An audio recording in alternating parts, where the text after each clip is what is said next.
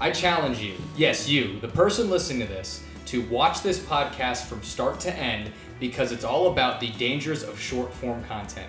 If you can't, it's probably because your brain has been used to short form content and you can't hold your attention.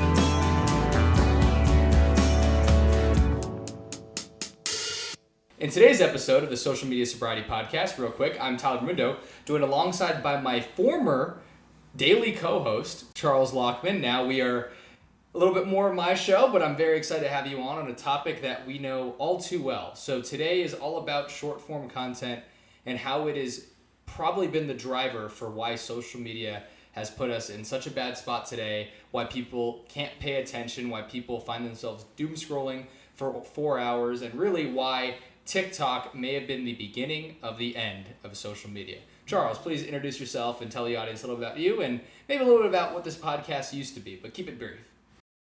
I'm Charles Lockman. I'm a junior here at the University of Kansas. Very proud, very honored to be back on here. Tyler and I got into podcasting because we both shared not having social media, but also having a lot of value with that. And when I look at short form content, and I look at these small clips, I think of one thing and one thing only. Your algorithm knows you better than you do. And that's a scary thought. Tyler, we talk about social media. We have this podcast because we wanted to better our understanding of ourselves. We wanted to understand how this was different than what most of society was doing, but also how we could make the most of not having social media while also, quote unquote, missing out on a lot.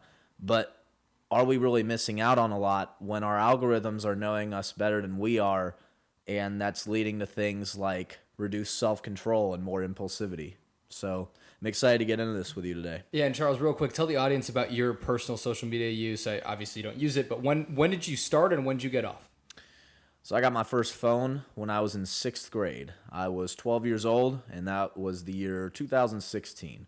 And I got social media right away.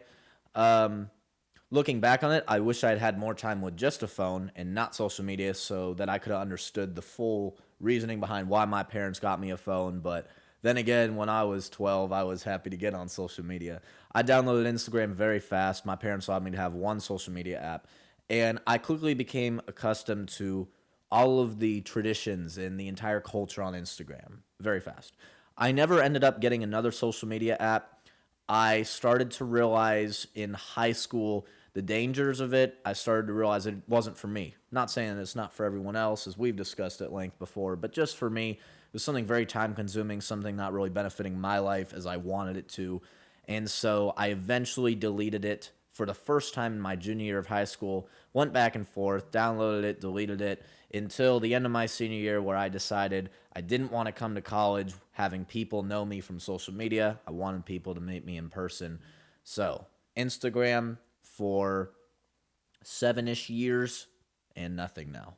Yeah, and I was a very similar story. I had it when I was 13, and I deleted it right before I got to college. So I had it for, 13 to about 18. So about five and a half years or so. And now we are both not on it, except I use it more for this podcast. Real quick side note, and this is one thing that I struggled with trying to promote this, is you see that I'm on Instagram, you see that I'm on YouTube, you see that I'm on TikTok. I hate that, but I know that that is the only way for this podcast to spread. I had a whole episode about how word of mouth is so important. And yes, I could go out to every person I know, text every person I know, and get some sort of a network. But there's so many people that are out there who are addicted or stuck and glued to their phone.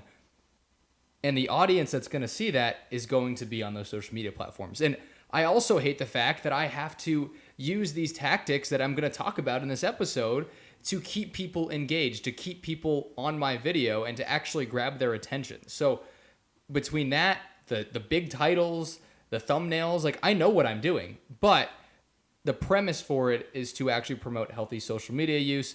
And again, that's what this podcast is all about. If you're still here, good job. You made it through the first 5 minutes or so. You may got 25 more minutes to go, but we'll go from there. So Charles, I really want to break down the difference between Instagram and TikTok, especially that 2020, 2019 time. So before TikTok, the short form content, your Instagram Reels, YouTube Shorts, and TikTok, was not really a thing. Yes, the concept of scrolling has still been there, but to be honest, the concept of scrolling has been around a lot longer. You scroll through your emails, you scroll through your notifications on your phone. That motion's always been there. However, having a full screen on your phone, right? It's not horizontal, it's vertical. Having that at your fingertips is something that TikTok really brought around, and YouTube and Instagram have, as well as Snapchat too, have found ways to make that full screen, and that is really how it has changed. So Charles, when you were scrolling Instagram back in the day, I know this is a while for you, how was it different to now having this full screen thing at your fingertips, especially of random people and random accounts, not people you know? I wasn't manipulated as much. I know that can be a very cruel word, but at the same time, Tyler, when you're making your shorts, you have to manipulate people. You have to figure out a way to stand out. And in order to stand out, you have to be headline grabbing.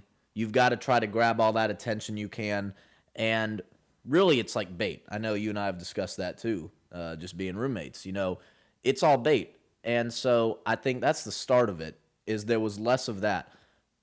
The other thing that I'm going to say is just, you know, I'm a very analytical person, and I oftentimes will take what I do on a given day and I will attribute it to my life.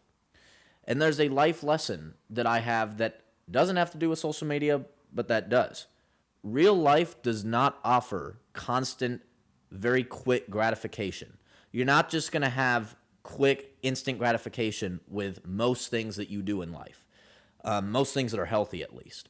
So when I was on Instagram before all these shorts and the reels and TikTok, you know, the culture, there was some manipulation.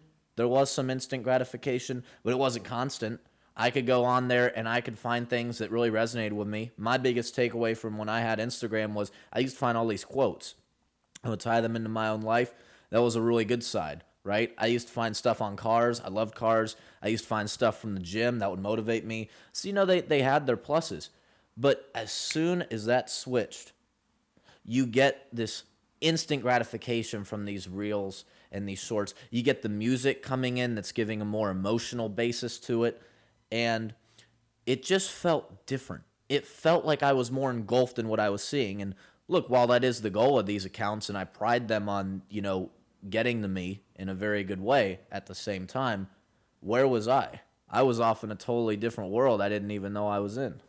Yeah, no, and I agree. And another big change, and I had an episode, it was called The Algorithm Game, that kind of went into this next topic we're going to discuss. But you're talking about the gratification, which is true. There are some things now, but as we have gotten farther and farther into this social media, TikTok scrolling age, the content isn't getting better. I mean, there is so much slop out there. Yep. The next episode is going to be all about AI and how that's adding to things. But the point I'm making here is people are on the apps now to get that dopamine hit, and you're not getting it from really great content all the time. You're getting it much like a slot machine when you're gambling a day. It's the exact same concept. People gamble to have that anticipation, to get that excitement. And if you were scrolling on social media, you're scrolling and seeing, okay, maybe that next video is better. And what's more exciting than scrolling and watching the videos is actually the anticipation of what's going to be next. And before on Instagram, when it was really what it was supposed to be, a social media where you can connect with your friends, you kind of had an idea of what you were going to see. You would follow your friends from home. You might follow your friends that are or family that are from a different place. You might follow news sections. You might follow sports. You kind of knew what you were going to get. But now you are getting content that is so random. It's very baity, whether it's clickbaity, rage baity, all that stuff. And it is a whole different era of social media. And I believe the last couple of years, it has really, really gone down the drain, Charles. It's cognitive decline. And I think when we look, anybody who's our age knows this. If you're in middle school or high school, you will definitely learn it. Attention is your most valuable asset. And it's totally gone down the drain. Like you've said, it's gone down for these meaningless reels. And I think the biggest thing, there's a really nice quote, very simple quote. Laughter is the best medicine. We all know it. We all know we can be in a horrible attitude and a horrible mood and immediately laugh and clear things up. that's a lot of what I see. When I see this baity stuff just trying to get my attention, it's some type of music, some type of tone switch, some sort of image or video that just makes me smile or laugh. And it's just something that switches in my brain that gets me hooked on and keeps me flowing. And you're right. You know, you and I have talked extensively on the fact that a lot of this stuff isn't educational, it's not bettering us, but it's more than that now. It's stuff that literally has zero meaning whatsoever. You're given some sort of hypothetical situation to laugh at, or you're seeing some image of someone doing something stupid and you're laughing at it. And what's really interesting is when you get to maybe it's a reel like this or a video like this and we're talking about it. Because I guarantee you, every single one of the viewers out there, if you're thinking about what you're actually consuming, two things I want to say. Number one, think about it. And you might be like, whoa. Because what is it doing for you? But the other thing that I really like, you can take this with food, you can take this with what you drink, how you act, or what you see on social media. You are a pure reflection of what you consume. That is exactly how your mind is going to work. That is what you are going to crave. That can be very direct or indirect. That can be immediately what you see. It can also have a side effect like, oh, now I can't really pay attention because I keep thinking of these stupid things that I've seen all day. So you are what you consume. And I think that a lot of people, you know, I know we said this in the past a lot, but I think a lot of people need to wake up. I think a lot of people really need to think.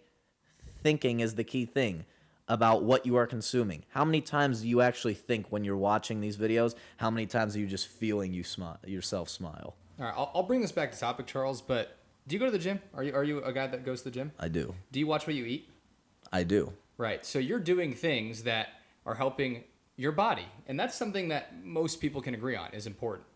But what if I told someone, hey, your brain could be one of your most important muscles and functions in your body, and what you're doing by scrolling is absolutely tarnishing it. Yep. You're making it worse. Your brain is now being accustomed to these quick hits of dopamine. The attention span is becoming minuscule. And if you're someone who's developing, you know, anywhere from 13 to under 25 years old, you are training your brain to pretty much become mush at that point because you're not actually doing things that are bettering your mind. You are doing stuff that is just as harmful as going out to a donut shop and eating a ton of crap, or basically not working out, not staying in shape. It's the same thing, but when it's our brain, we don't have that same mentality as it is for working out and for eating. So I wanted to bring that up. And the other part about shorts, and I am going to be fully honest on this podcast, 100%. When I produce shorts, my goal is to get somebody's attention and invoke a reaction with them. Mm-hmm. That is what keeps them there. And I really wish that I could sit here and say everything I'm saying right now and not have to do that and just be fully down the middle, but it's not how it works. It is not how people who's scrolling on social media's brains work right now. They need to get some sort of emotional reaction out of me. And I've been very fortunate enough for this podcast to grow a little bit, and I'm starting to see what does well on content. And Charles, it's anything that induces rage or calls out people or makes them feel it emotionally. When I was producing stuff earlier, which I didn't really have that direction, and for a content creator, it was not working. It's because I wasn't invoking that emotional reaction instantly, and I hate that. But it's how it works, and how other accounts that are trying to do something negative or maybe even just neutral get people's attention. And for this podcast, even though it is a very positive, trying to self-improve idea, that's the way I have to get someone's attention. And it's a very tough thing that I wrestle with every day, and why I wrestled with even doing this podcast again and actually growing it through social media, because I know all of the dark parts. I'm going to build off that in a bit of a scary way. Here's what I mean. When we lose self-control, our mind and our body, we try to gain that control back in a way. But there's something that happens inside of our brains when we lose self-control. We start to become less of a proactive person, and we start to become more reactionary. Everything we do starts to kind of happen based on impulse and off of reactions. I'm not saying everything in the world, but when you take the specific environment in that you don't have much control over, and you put yourself in that environment, you're going to be more reactionary than you are being proactive. Meaning, you're not going to really logically analyze what you're consuming. So, putting that into everything that you just said, when you're making all this content, when people are making all this content, they know that if you're looking at their content, you're not actually thinking about it. You don't have the self-control to say, hey, this probably is a waste of my time. Meaning you're going to react more to what's being posted. You're going to feel that more. Meaning people like Tyler that are posting these reels know to look for a reaction. And it's interesting looking at the science of that, because I'm not going to say that everyone in this world is an addict, because it's far from it. But when we look at these minor things where it's like, oh, I can't get off my phone. I'm on my phone for hours and hours and hours a day. I don't even know where the day is gone. You kind of sit there and you're like, that's kind of what we see out of other, to a much more extreme, but that's what we see out of other addicts. It's that loss of self-control. It's that loss of, wait, where did the day go? You brought up gambling early. It's that loss of, wait, I got here in the morning. How is it already dark outside? It's all that. And the worst part about it is that it's a silence. There's nothing around you telling you to do it except this little phone that you have. And I know you and I have talked extensively about the idea that the phone is what you make it. And it's really scary to think. I don't want to bring this up and have us go down the rabbit hole, but it's scary to think about where this could go, where it will be maybe in like 5 years. And again, that's where the whole AI thing comes in. That's what next week's episode is going to be about. And on one hand, I'm really looking forward to doing that. On the other hand, I'm a little nervous. I there's so many things that we use on a daily basis. I am a very active AI user, and I think to myself that I can use it for good. Same thing, I'm trying to use social media for good, but then there's just so many other side effects that happen that you probably can't get rid of when you commit to using these decisions. So that's what I want to say. Now, the other part of this episode I want to talk about, Charles, the actual word is called enshittification. It's exactly what it sounds like, but it's pretty much, why has content become so mindless and so brainless as of recent? Because it goes back to our discussion of short form content. And really, for us to get these dopamine hits now, most brains have built up a tolerance. It's not before where, if you, let's say hypothetically, if you scroll 20 minutes a day, you will still probably have that dopamine hit for years to come. If you're scrolling 4 hours a day, it gets a lot harder to do that. And now content is becoming out there. It's so bad and so out of the ordinary and weird that is what's still triggering dopamine for a lot of people. And that is really bad. And then you have to look at, too, the whole idea of sponsors. And Charles, this goes beyond social media.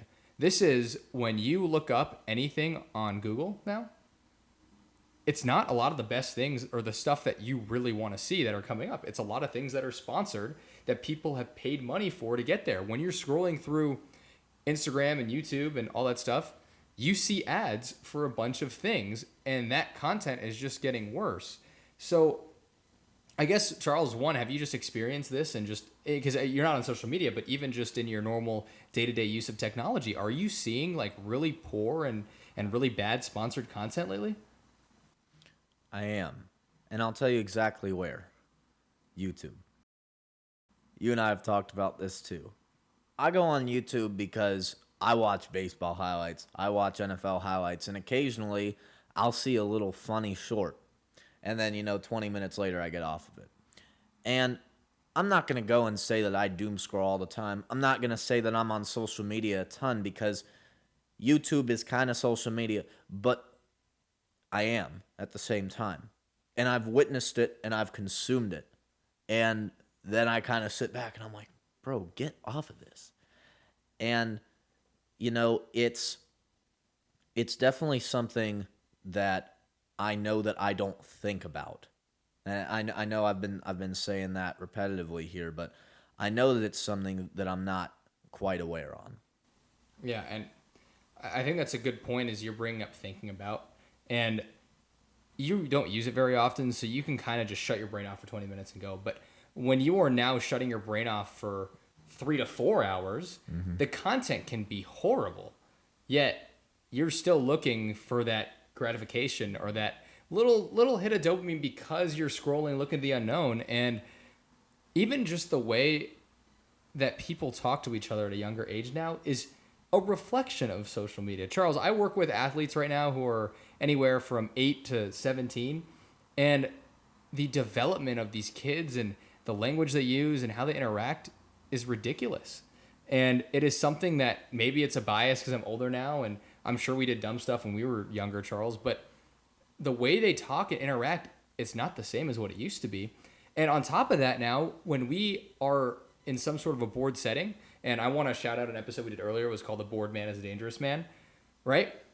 Shout out Mateo. Shout out Mateo. It was an episode, Charles, my old co-host, can't believe we're getting into this now, but Charles, my old co-host, and we had about 35 episodes that aren't even on the YouTube channel, just on the Spotify. They were just audio. There's some pretty good information in there, and this is kind of one of the points we're making. People, when they go on their phones now, it's because they don't want to be bored.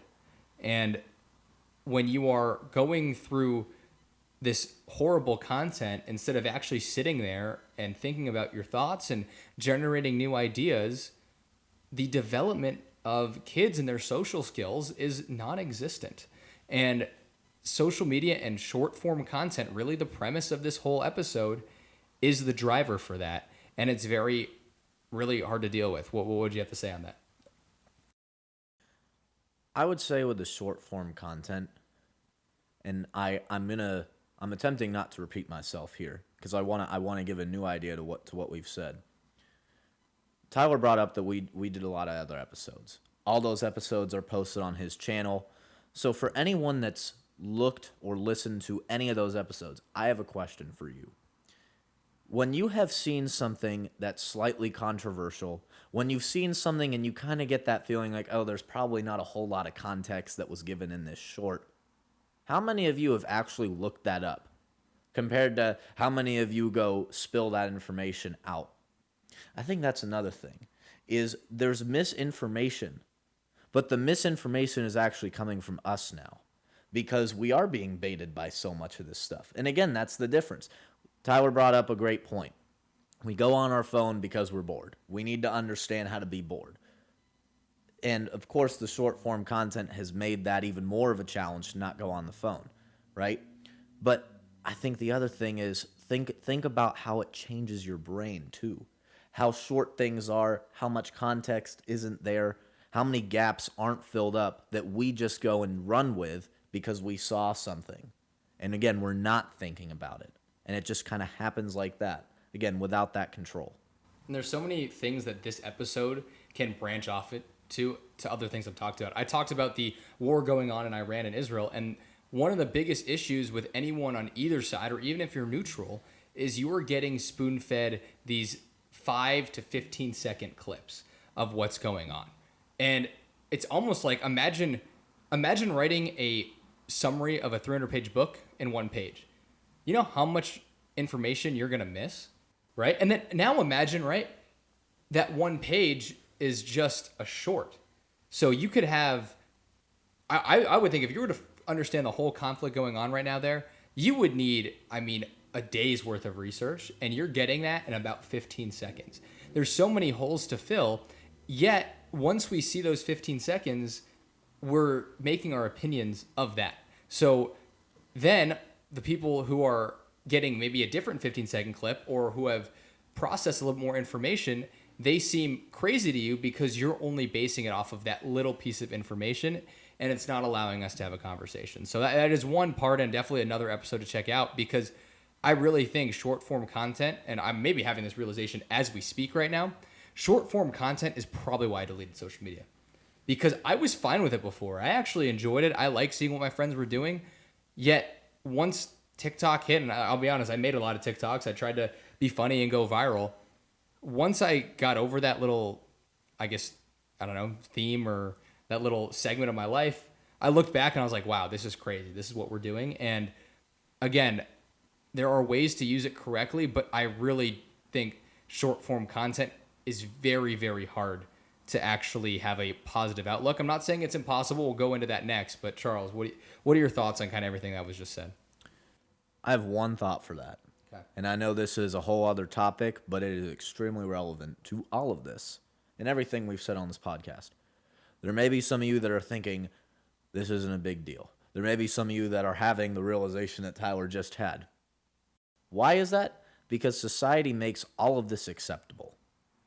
Society has determined exactly what is right and what is wrong in today's day and age. The reason that short form content exists in the way it does, the reason that people strive to get reactions, the reason why so many of us lose control is because, and don't think of it in a negative sense, is because society labels it as right. If you are not on social media for an hour or two a day and you're not looking at all these shorts, what are you doing with your life? You know? If you're not sending your buddies all these random funny things, what are you doing? Do you even have a sense of humor? How are you going to fit in? You're going to miss out on everything. Oh, you're missing out on the latest trends. Like, who are you? What's your identity? And those are the questions you kind of get asked by society. Not one specific person, not your parents, but by society. And it's interesting seeing just how society as a whole judges you based on what you do. I'm going to set a record for the most times plugging a different episode of the podcast. That goes straight into the question of, there was an episode I did where it was all about why I deleted social media and why it was the greatest decision of my life. And that right there was a perfect example. Because keep in mind, you kind of just said a bunch of things that were negative about deleting social media. But all those things that just came into play that Charles said, I never thought about. And in fact, it was the opposite. When people were asking, what am I doing with my life? In my head, I'm thinking, I'm actually living. I'm actually going out. I'm golfing. I'm seeing friends. I'm not engrossed in this thing that's in my pocket all the time. And it allows me to really enjoy these experiences and these memories. One final thought before we get into actual solutions to this. Let's say can you remember what you did, Charles, like 4 summers ago, 3 summers ago? Do you have an idea of like maybe some memories, right? Do you have an idea of maybe a TV show or movie you watched last year or in the last year? Yeah. Right?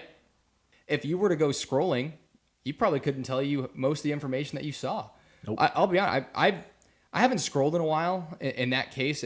And I've been tempted because now I'm back on these apps. I know I've watched a lot of golf content lately. And although I remember what videos I watched, because it's such fast and short clips, I couldn't tell you what exactly it was. I could just tell you the general idea of it. So that's another part of being present and actually enjoying your time and your life and doing things intentionally is that memory part. And I'll say one other thing on that.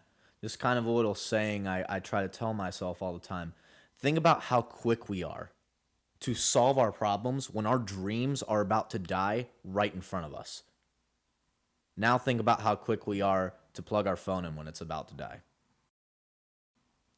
That's powerful, Charles. Really, really powerful. So last kind of final thoughts, but really, and we've brushed on this in many episodes, but what can somebody do, Charles, that may not want to delete social media, but wants to better their lives and they're still consuming short form content? What ideas do you have for people that are looking at stuff like that? Here's an underrated take. Go watch a long video. I don't think a lot of people who consume hours of this short form content, like you said at the beginning, have it in them to actually watch a long video. Now I'm going to give a very, very baseline example of this, right? Let's say I'm watching football stuff, short form content. Not super detrimental. It can lead to detrimental things, but I'm watching it. It's so much harder for me now to go watch something I actually enjoy, which is like a 30-minute video on the NFL. So instead of going on and watching all this short form content with all this music and stuff that could just be a distraction to me, how about I go educate myself on statistics of Patrick Mahomes versus Josh Allen? An 18-minute video that I actually have to sit down. I have to think about what I'm listening to. I have to think about the rivalry that exists there, right? My point is go consume something that you're actually going to carry with you. Go consume something that's going to teach you something new. Go consume something that you would tell your child is important, right? Don't keep consuming things that have zero meaning to you. Go incorporate new meaning in your life like that. For someone who wants to go even more advanced than that, who wants to get off of it, then get off it. locate like a 20-minute time period in your day, just 20 minutes, and just do something that is built off of mindfulness. Meditate, read, journal, pray if you're into that. Do anything that makes you think. And that's again the key word, think. The minute you start doing that, you will understand that your future self does not align correctly with all of this mindfulness scrolling. It just won't. So those would be my big two. I know those are a little broad, but what do you think, Tyler? And I'll finish it off by saying, really think about the content you consume and that you want to consume, and pretty much report or put videos that you think are really dumb, like all this brain rot stuff, and just say, hey, I'm not interested. Because what you can do, look at that. You can look at this one episode I did with my friend Brett Abudaya that I will link here as well. That was all about doing things with intention and reshaping your algorithm to improve your mental health. So if you see, for example, a clip of this podcast, watch it all the way through. Great idea, right? But if you're seeing some really dumb meme that has no real gratification or anything that can benefit you, either scroll right past it or report it and shape your algorithm that way. The other thing, and this is not a sponsor, but I used an app called OneSec. We've talked about it before on the old podcast, but it basically forces you to take 5 to 10 seconds and wait for your phone to open an app, because it's going to force your brain to make a conscious decision of if I'm going to post or if I'm going to look at this. So the reason why I had to re-download it for these apps, because I didn't need it before. I didn't have any social media. But now when I go to YouTube or I go to Instagram, I have 5 to 10 seconds I have to wait in order to go on the app. And for me, before, I would catch myself occasionally scrolling through YouTube and looking at what videos there are out there, because I didn't have to think about that. But now, when I take 5 to 10 seconds, I really only go on YouTube or Instagram to post, because I know I have to basically make a conscious decision in order to go do that. So those are two of my big points. Charles, finish it off. What Tyler said reminded me of something that I did in my freshman year when Tyler and I first met. Change your button layout. I know that's very simple, but when you change your button layout, think about how many times you open Instagram or a game on your phone.